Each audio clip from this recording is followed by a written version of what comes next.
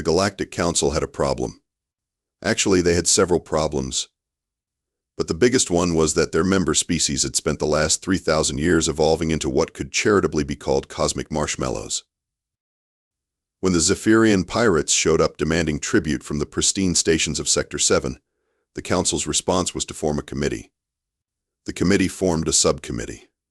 The subcommittee scheduled a meeting to discuss forming another committee. Meanwhile, the pirates were having such a good time looting everything that wasn't nailed down that they started a vacation rental business. Commander Fluffington of the Altarian Defense Corps, a species that looked like oversized cotton balls with anxiety disorders, finally admitted what everyone already knew. We are, and I cannot stress this enough, absolutely terrible at this whole warfare thing.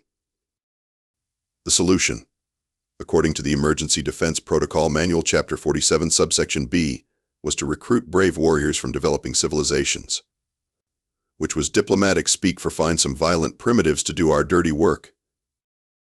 So they broadcast a message across the galaxy, seeking courageous fighters to join the Galactic Defense Initiative.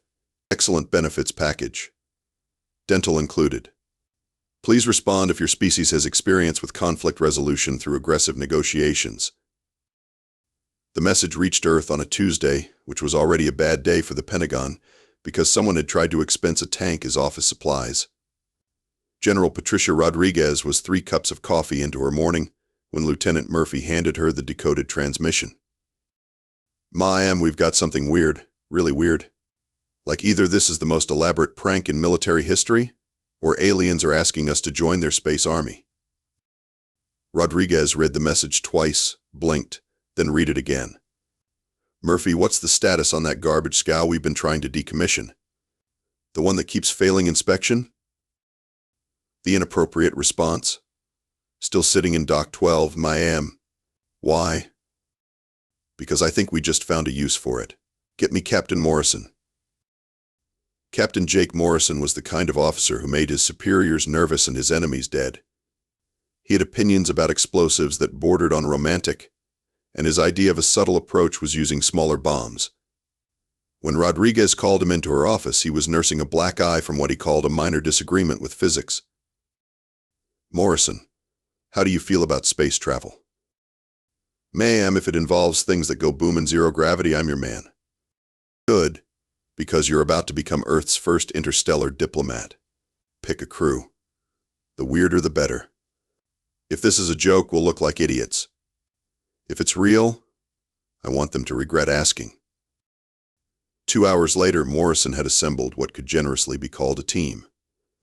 There was Betty Boom Boom Chen, a demolitions expert who could make explosives from breakfast cereal. Marcus Tank Williams, an engineer who believed duct tape was a food group. And Lieutenant Sofia Vasquez, a pilot who had been grounded for creative interpretation of flight safety regulations. The Inappropriate Response was less a ship than a flying insult to aerodynamics. It had been a garbage hauler before someone welded armor plating to it and called it a patrol vessel. The life support system worked most of the time. The weapons consisted of whatever wasn't nailed down, and the navigation computer had been replaced with a magic 8-ball after the 3rd electrical fire. "Well, team," Morrison said, staring at their ride to the stars, "if we're going to represent humanity, we might as well do it right. Tank, does this thing actually fly?" "Define fly, sir." "Never mind. Load up the good stuff. If we're meeting aliens, let's make sure they remember us." The Inappropriate Response dropped out of hyperspace with all the grace of a drunk rhinoceros, trailing smoke and playing what sounded like mariachi music from its damaged communication array. The Galactic Council station, by contrast, looked like someone had designed architecture while on meditation drugs. Everything was smooth curves and gentle lighting, like a spa had mated with a museum. "Well," Morrison said, watching Tank frantically toggle switches to stop something from sparking, "we've either found heaven or the galaxy's most boring shopping mall."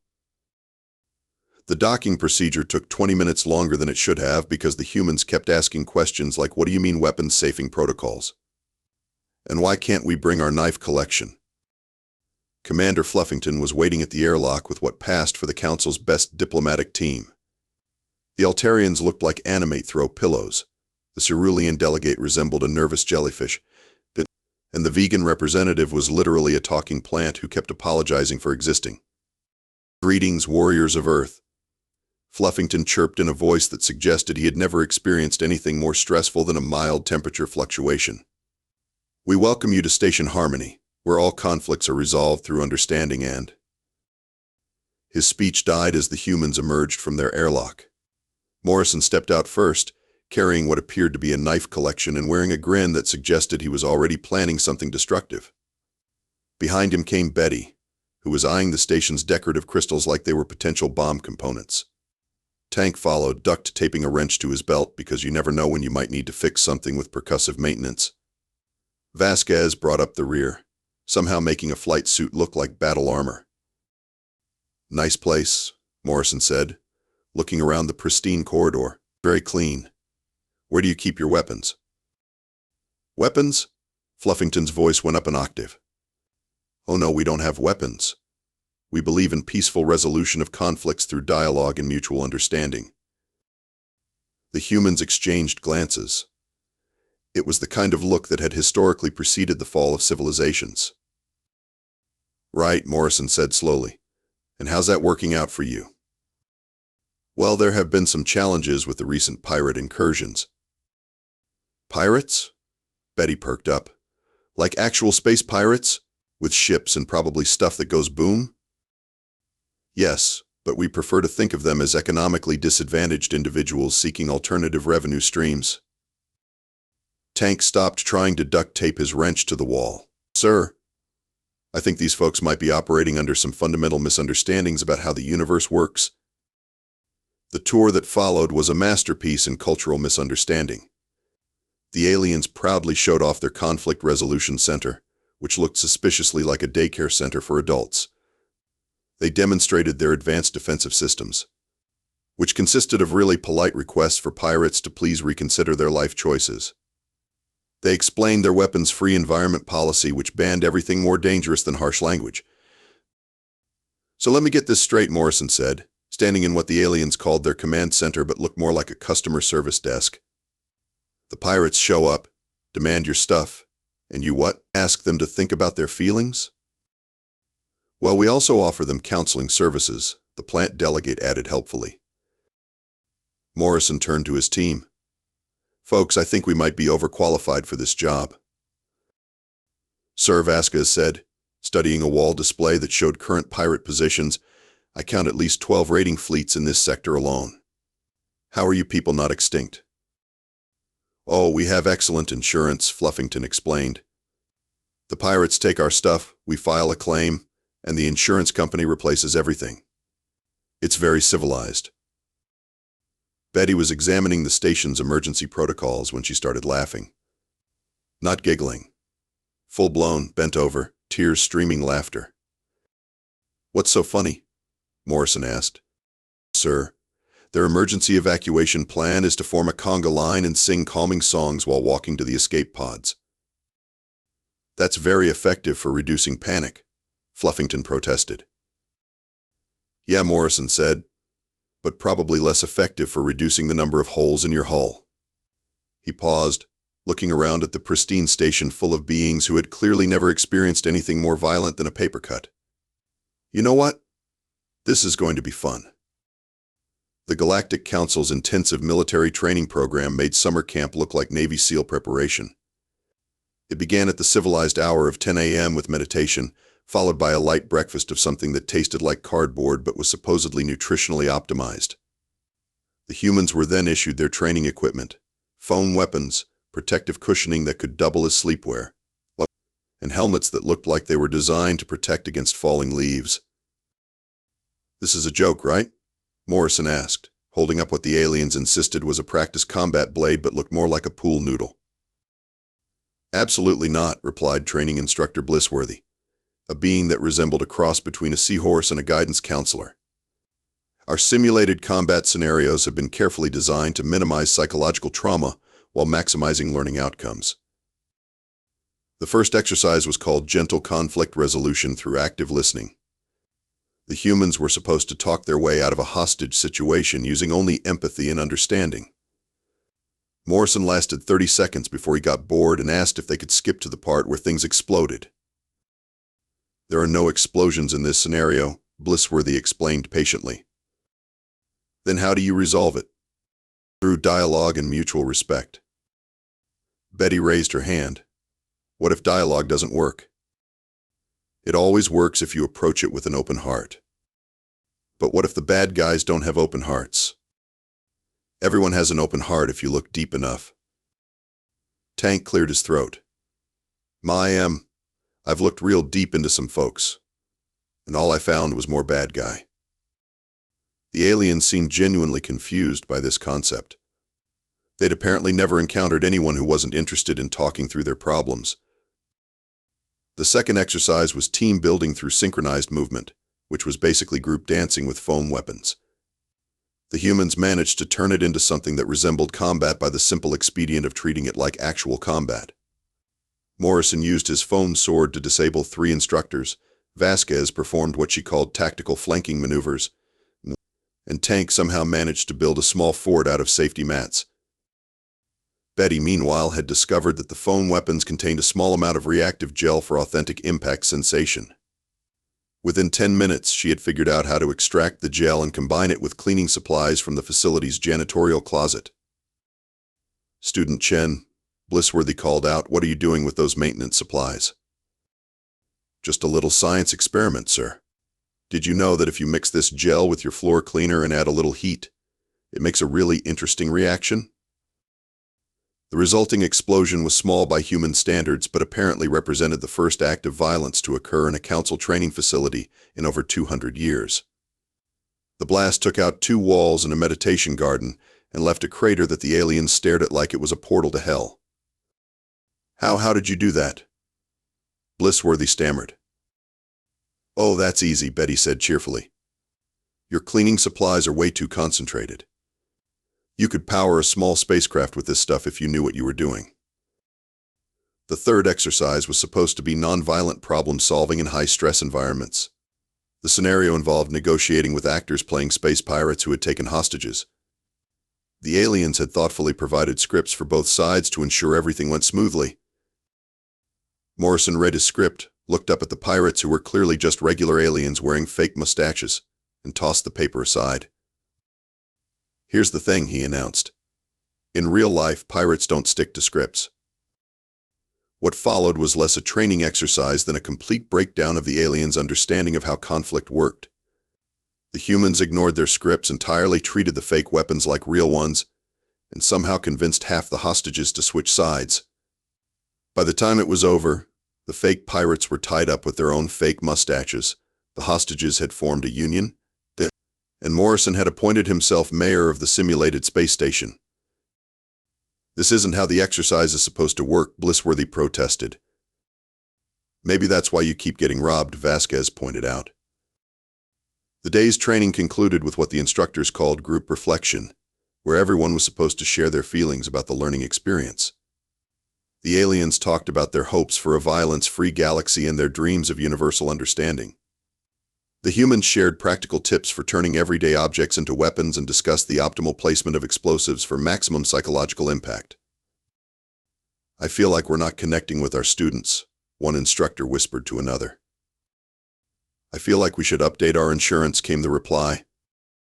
Commander Fluffington watched the humans from his office window as they conducted what they called after-action review, which seemed to involve a lot of gesturing at walls and discussing blast patterns.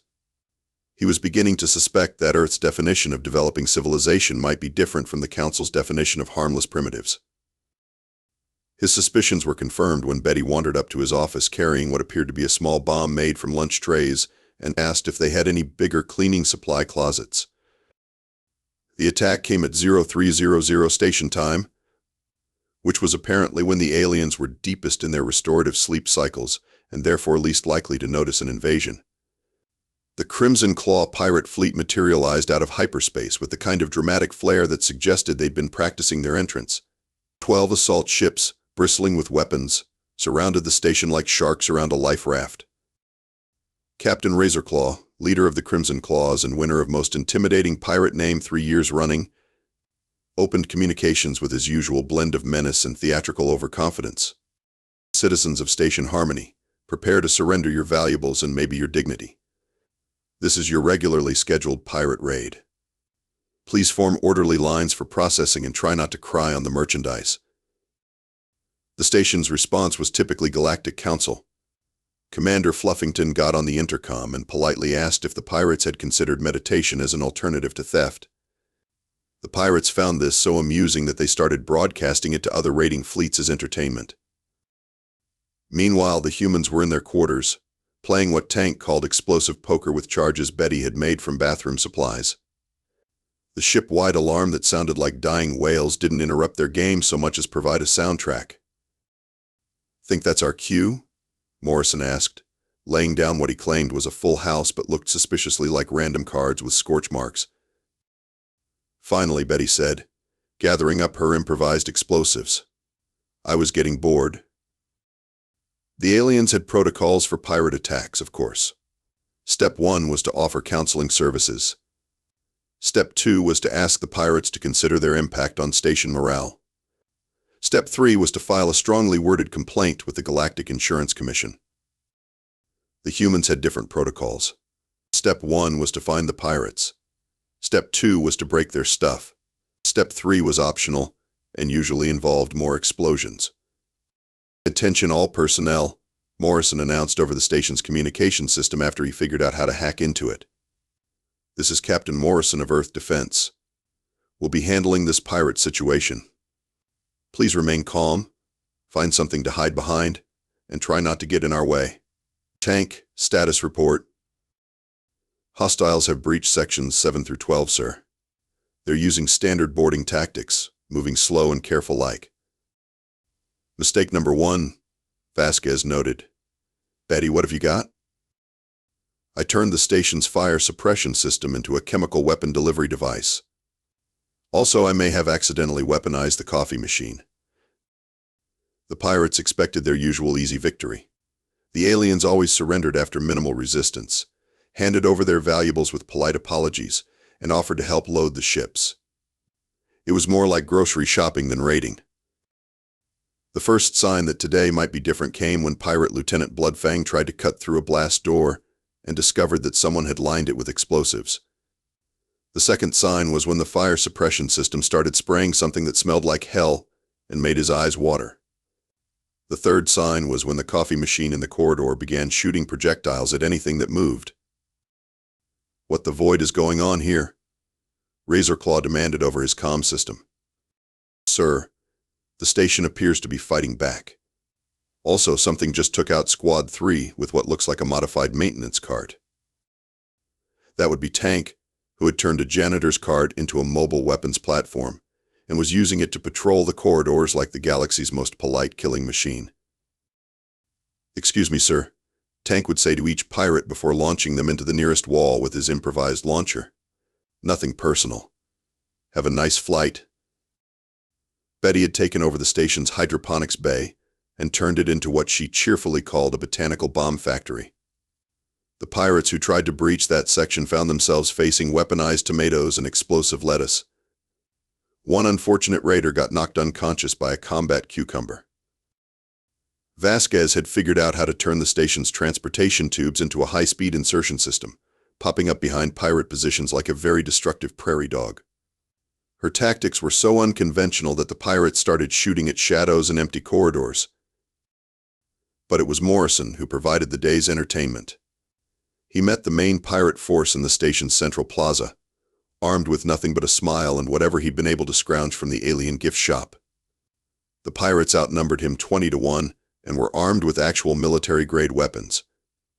"Surrender, primitive," Razorclaw snarled, pointing what appeared to be a very serious energy weapon at Morrison's head. "Your pathetic species has no chance against the Crimson Claws." Morrison looked around at the pirates, then at his improvised weapons, then back at the pirates. He started laughing. "You know what the funny thing is?" Morrison said, pulling what looked like a souvenir snow globe from his jacket. "You guys think you're scary." The snow globe, which Betty had helpfully converted into a localized electromagnetic pulse device, took out every piece of electronic equipment within 50 meters. In the sudden darkness that followed, the pirates learned why humans had evolved as persistent predators. When the emergency lighting came back on, Razorclaw was hanging upside down from a decorative light fixture. His crew was tied up with their own equipment, and Morrison was sitting in what used to be the pirates' command chair, reading their operations manual. "Ha," Morrison said. "Says here you guys are supposed to be the terror of the galaxy. Might want to update your marketing materials." With the main pirate force neutralized, the humans faced a new problem. The rest of the Crimson Claw fleet was getting impatient. Captain Razorclaw's backup plan, which he'd explained in great detail while hanging upside down and begging for mercy, involved orbital bombardment if the boarding parties took too long. "So we've got 11 hostile ships up there with enough firepower to turn this place into space dust," Morrison summarized, studying the tactical display that Tank had jury-rigged from spare parts and what appeared to be a toaster. "The aliens' defensive systems consist of strongly worded letters, and our ship is held together with optimism and duct tape. Anybody got ideas?" "I've got several," Betty said, examining the station's main power core with the kind of expression usually reserved for Christmas morning. "Did you know this thing runs on crystallized harmonious energy? It's basically a bomb that's forgotten how to explode." "How big of a bomb?" Vasquez asked. "Well, if I recalibrate the resonance frequency and bypass the safety limiters, probably big enough to take out everything within a few thousand kilometers." "Including us?" "Oh, definitely including us." Morrison considered this. "Any ideas that don't involve turning ourselves into a crater?" Tank was studying the station's meditation crystals, which were apparently some kind of advanced technology disguised as New Age nonsense. "Sir, what if we don't need to destroy the ships? What if we just make them really, really uncomfortable?" "I'm listening." "Same. Well, these crystals are supposed to broadcast harmonious thoughts throughout the station. But according to the manual, they can also transmit other kinds of thoughts. Sad thoughts. Angry thoughts. Really embarrassing thoughts about that time you wet yourself in 3rd grade. Psychological warfare," Morrison said approvingly. "I like it." The plan that emerged was so ridiculous that it probably violated several laws of physics and at least one galactic treaty on cruel and unusual punishment. The humans would use the station's meditation crystals to broadcast the most psychologically disturbing content they could think of directly into the pirates' brains. Meanwhile, Betty would turn the cafeteria's protein synthesizers into projectile weapons, and Vasquez would use the transportation tubes to deliver care packages to the enemy ships. "What kind of care packages?" Commander Fluffington asked weakly. He'd been following the humans around like a traumatized puppy, documenting their activities for what he was already thinking of as his resignation letter. "The kind that go boom," Morrison explained cheerfully. The first phase involved Tank connecting his personal music collection to the meditation crystal network. Tank's musical taste ran toward what he called therapeutic aggression, death metal so intense it could strip paint. When the crystals began broadcasting this directly into the pirate's consciousness, the results were immediate and devastating. "What is that horrible noise?" came the panicked transmission from the pirate flagship. "That's just our greeting song," Morrison replied over the comm. "Wait until you hear our victory dance music." Phase 2 began when Betty finished converting the cafeteria equipment. The protein synthesizers, originally designed to create bland but nutritious meals, proved surprisingly effective at launching improvised projectiles. The pirates found themselves under bombardment from what appeared to be weaponized food products and occasionally exploding lunch trays. "They're shooting meatloaf at us," screamed a pirate gunner. "Take evasive action." "From meatloaf? Just do it." Phase 3 was Vasquez's masterpiece. She'd figured out how to use the transportation tubes as a delivery system for Betty's special packages.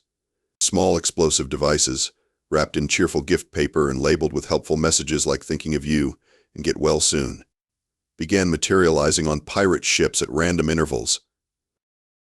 The psychological effect was devastating. Pirates are used to straight-up combat, boarding actions, and civilized surrender ceremonies.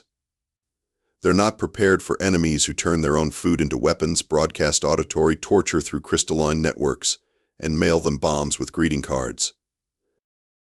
"This is Captain Doomskull of the Void Reaper," came another transmission from the pirate fleet. "What kind of species are you people?" "We're humans," Morrison replied. "We're having a good time. How are you folks doing?" "Make it stop. Please. We'll leave. We'll go away and never come back."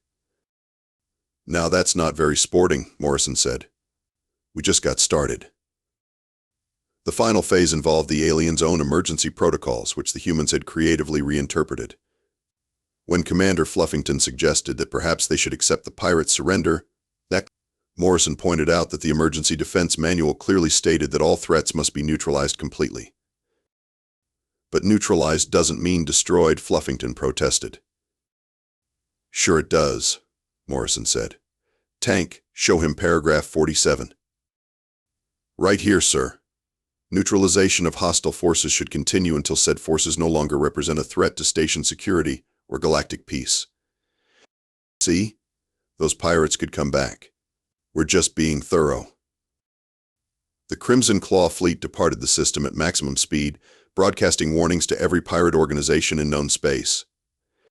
Their message was simple: avoid the station at all costs. The inhabitants were criminally insane, and someone should probably contact the Galactic Mental Health Authority. As the last pirate ship disappeared into hyperspace, Morrison looked around at the chaos they'd created. The station's meditation center had been converted into a weapons testing facility. The cafeteria was now classified as a hazardous waste site, and the transportation system would probably never work the same way again. "Well, team," Morrison said, "I think we can call that a successful field test." Behind him, Commander Fluffington was updating his insurance claim and quietly weeping.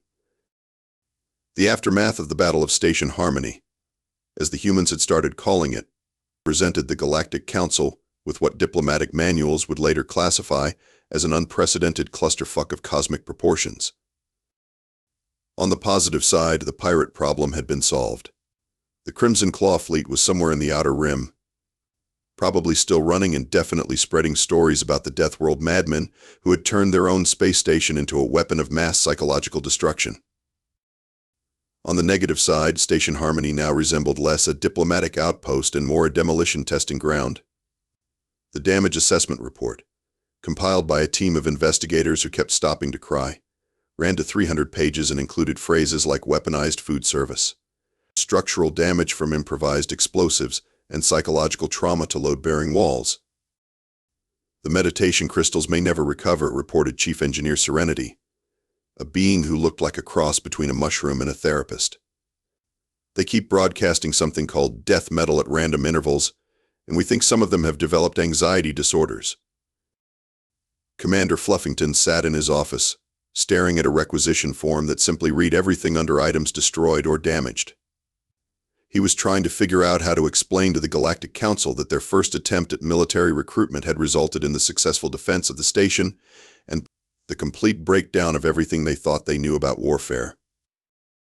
The humans, meanwhile, were in their quarters conducting what they called lessons learned, which appeared to involve a lot of pointing at scorch marks and arguing about whose idea had been most destructive. "I still say the exploding meatloaf was overkill," Tank argued. "There's no such thing as overkill," Morrison replied. "There's only open fire and I need to reload." "What about the greeting card bombs?" Vasquez asked. "That was art," Betty said firmly. "Functional art."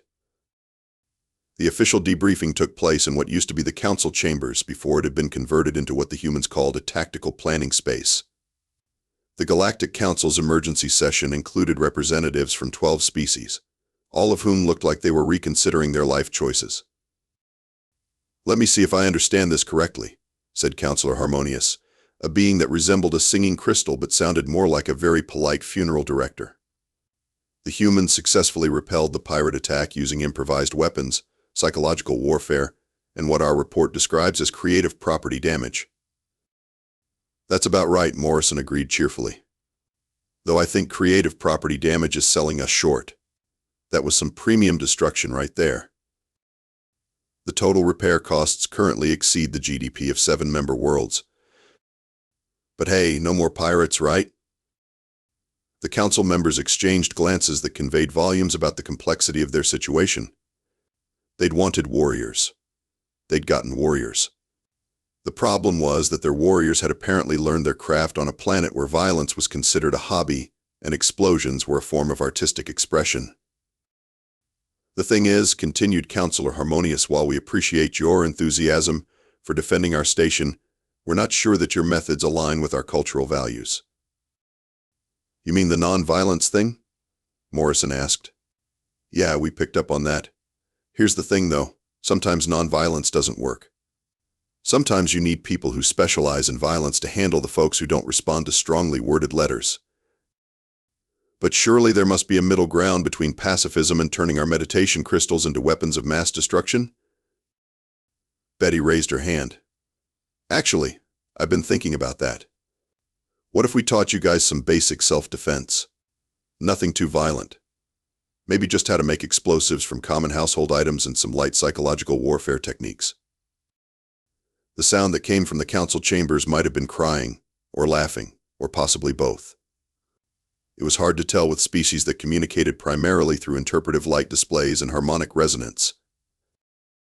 The final decision came after 6 hours of deliberation, 3 emergency sessions, and what appeared to be a complete nervous breakdown by the Altarian representative. The Galactic Council would not, they announced, be accepting humanity's application to join their civilization at this time. However, they would be offering humanity a very special contract. We would like to propose, Counselor Harmonious said carefully, that Earth establish what we're calling a specialized consulting service for dealing with what we might term diplomatic challenges that require unconventional solutions. You want to hire us as mercenaries, Morrison translated. We prefer the term peace enforcement specialists. Same thing. The position would come with significant benefits: diplomatic immunity, access to galactic trade routes, and a very generous equipment budget. Morrison looked at his team. Tank was already calculating how much duct tape they could buy with the galactic scale budget. Betty was wondering what kind of explosives you could get from alien chemistry sets. Vasquez was thinking about how much fun it would be to fly ships that didn't require constant prayer to stay airborne. What kind of problems are we talking about here? Morrison asked. Pirates, mostly. Some territorial disputes. Occasionally there are invasive species that need to be discouraged. And you want us to discourage them, using any methods you deem appropriate. Morrison grinned. It was the kind of grin that had historically preceded the fall of small nations. Folks, I think we just found our calling. 6 months later, humans for hire, we make your problems go away. Results may vary, but had established offices in 12 systems and a reputation that preceded them across half the galaxy. Their business cards, which Betty had designed using leftover explosives for the holographic display, they were collector's items among species that appreciated fine craftsmanship and threat assessment. The Galactic Council had successfully outsourced their violence to a species that treated it as both a profession and a recreational activity. The pirates had learned to avoid any system with a human presence, and several aggressive civilizations had reconsidered their expansion plans after viewing archived footage of the Battle of Station Harmony. And somewhere in the Outer Rim, Captain Morrison was sitting in the command chair of their new ship, a proper warship this time, though they'd kept the name The Inappropriate Response out of nostalgia, reading their latest contract. Hank, Morrison called out, how do you feel about angry space wasps? Depends, sir. How angry are we talking? It says here they're violently territorial, completely unreasonable, and have declared war on mathematics. Sounds like a Tuesday, sir. Excellent. Betty, how's our ordnance situation? I've got enough explosives to level a small moon, sir. Also, I figured out how to make the ship's coffee machine into a projectile weapon. Vasquez, plot a course for the Sigma Draconis system. Looks like we've got wasps to discourage.